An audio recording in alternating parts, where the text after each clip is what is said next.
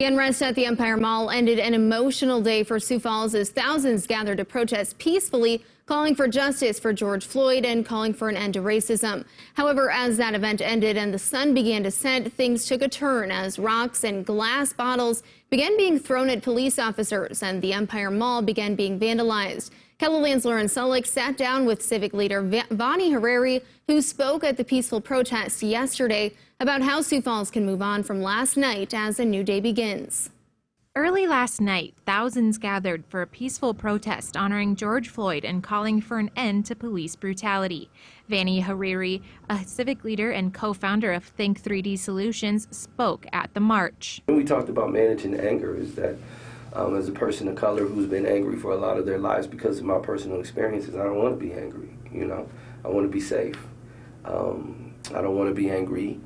I want to be respected. I want to be appreciated. I want to be valued. That march began at Van Epps Park, then moved its way to the courthouse and ended at the police department.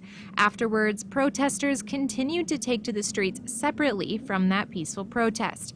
As the sun went down, reports of vandalism and violence began near the Empire Mall. A lot of those were young folks out there. We don't know what the motives were for why they were doing what they were doing.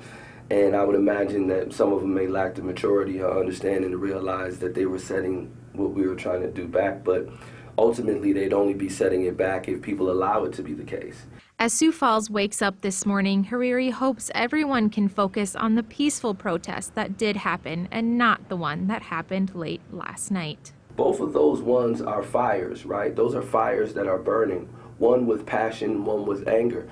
And whatever one you choose to put your log on, that fire is going to burn brightest. If that is where you put your energy, that is the fire that will burn brightest. Why would you put your energy to that? Put your energy to the one that is your brothers and sisters and your neighbors and your community that's trying to tell you that they are passionate, fired up, and ready to go to do something and take us to the next level in terms of what we can be as a community. In Sioux Falls, Lauren Solich, KELOLAND News. The organizers of yesterday's peaceful protest had worked with the city of Sioux Falls and the police department.